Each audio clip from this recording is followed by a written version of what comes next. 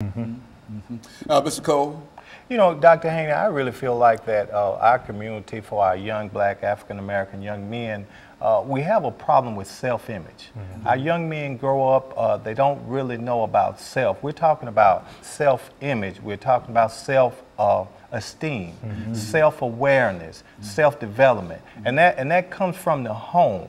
And that comes from being able to watch a man in a home, or watching other men that you may look up to, or as a role model, and to develop your own personality. And it just seems like there's not enough of that. There's not enough character building. And one thing the Unique Gents try to do is to build character in young men and help them to understand how to carry themselves. And there's so many topics that these young men we can talk about in our mentoring sessions, because these young men need to know that how to treat a woman. The young men need to know how to carry themselves. And a lot of these things that you see in the news currently are things that we're trying to teach our African-American young men. And what helps us be able to teach them is that when they do see it on the news and it's actually happening, then we can bring it back to the table in our mentoring sessions and show these young men, okay, this is the way you should handle this situation. And it's usually very helpful, a helpful tool.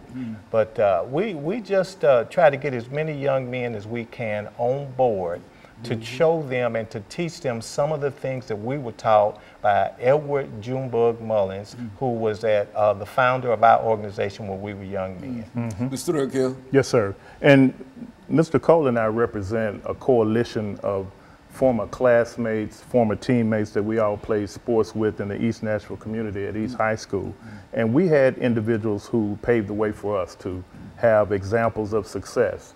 We are trying to connect the young people today with the history of the civil rights movement and all the things that went into place to help them have access to opportunities, and then also trying to get them to understand the importance of education and the role that it plays in developing a successful career and lifestyle for yourself. And so we're modeling that behavior. We're celebrating community. We do an annual event that we're in our 11th year where we celebrate families, community, and successful individuals. And Mr. Michael Williams represents a young man who came to us who may have been in a difficult situation, but because of the exposure to the men in the Unique Gents organization has totally transformed his life to the point where he's a role model for a lot of young men that we're working with.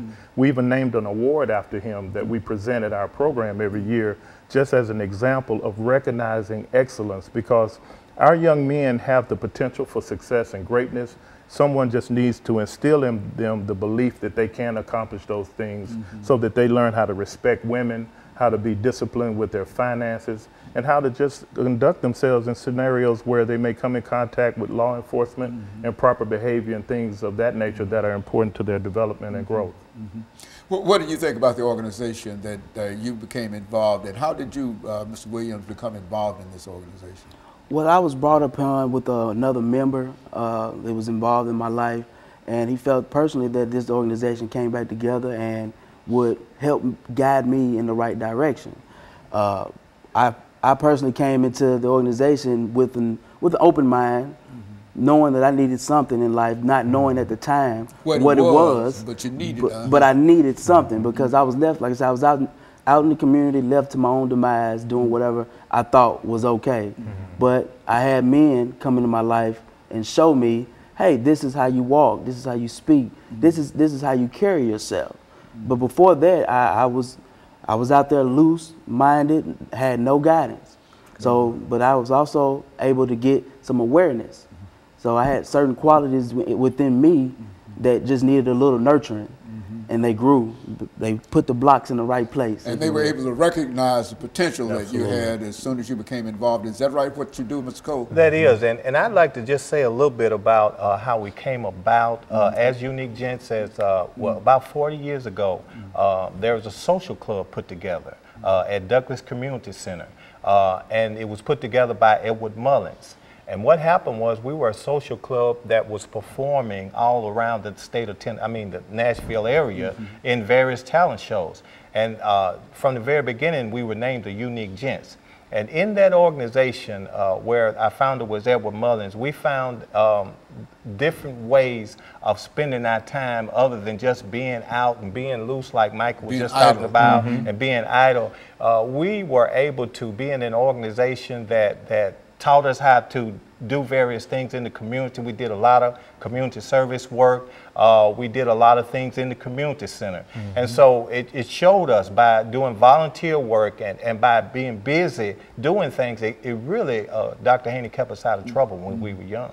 Mr. JThrealkill, how did you become involved with the Unique Gents? Well, I grew up in East Nashville, and so I was aware of the Unique Gents and the performances that they did. And so at Mr. Mullins' untimely passing, the gentlemen came together and rededicated themselves to continuing his legacy through community service, through working with youth, working with seniors, and that type of thing. And so I was honored that they asked me to become a part of this reinvigorated group of men who were dedicated to working in the community. And so they asked me to be vice president, and it's been an exciting opportunity to have an impact on our communities that we grew up in.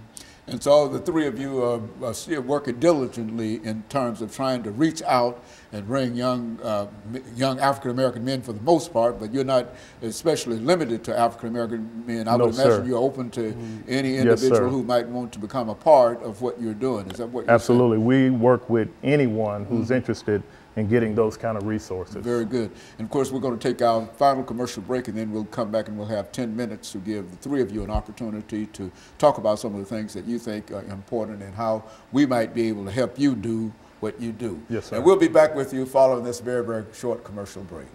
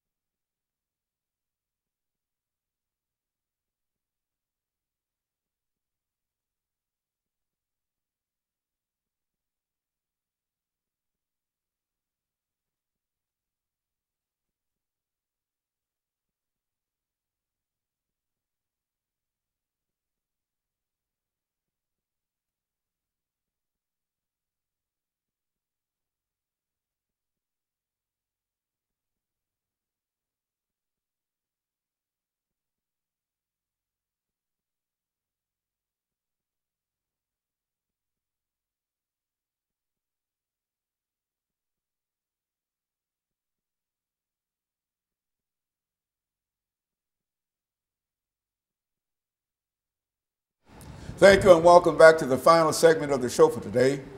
The topic is mentoring African-American youth, and we're fortunate to have with us to talk about mentoring African-American youth members of the Unique Gents organization, Mr. JThrealkill, Mr. Cole, and Mr. Michael Williams.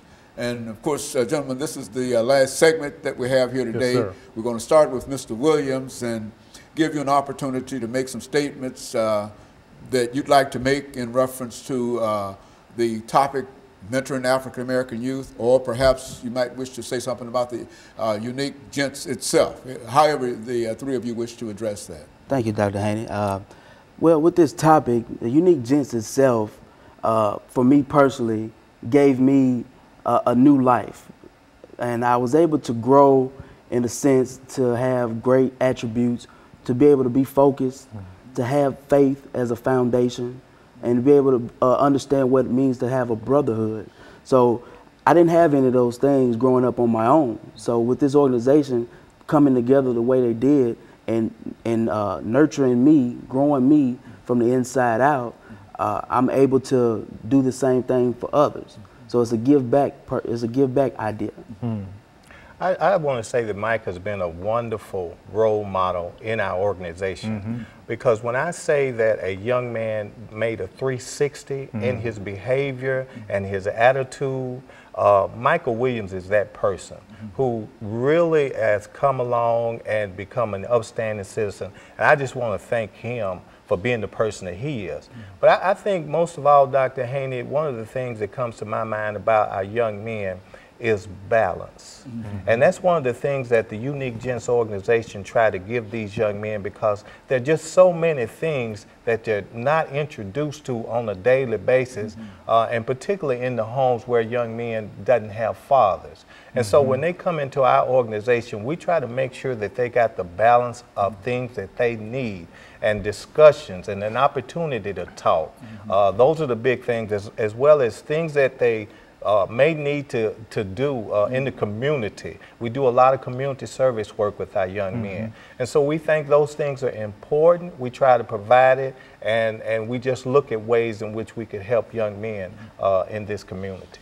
Yeah, Mr. JThrealkill, all of these things work well, but what about resources? I want let's talk about, because I think that we've indicated earlier that there's simply not enough financial resources to keep these organizations going. And I know that you're a 501c organization and whatever, and that you accept donations and et cetera. But what should people try to do? I mean, in terms of, just speak to the general community in terms of what we need to do in order to help some of these young folks stay out of jail or killing one another and et cetera. You know, just break it down from that perspective. Well, Dr. Haney, as a nonprofit organization, of course, donations help us continue our mission in working with the young men.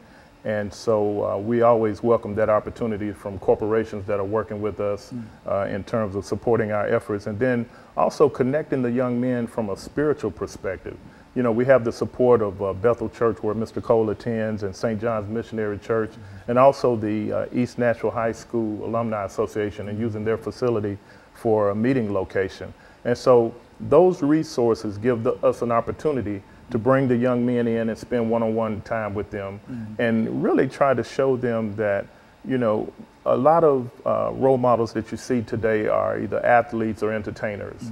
And too many times our young people think those are the only options for them career-wise. And so after stressing the importance of education, we want to show them careers related to education, science, other fields, computer science, the medical field, and let them know that there are other options out there, and helping them to identify their skills and how they translate into a career, whether you want to be in communications or art like myself, and exposing them to those things to help them understand that their world is a lot broader than their immediate neighborhood, and giving them some examples of how to treat young women so that they can be respectful candidates for husbands one day, and stop creating so much wealth for the prison industry, where too many of our young people are locked up and wasting away because of some mistake that they made that they didn't realize would be pretty much a negative impact on their lives for days to come. And so we feel those kinds of examples are important. And so,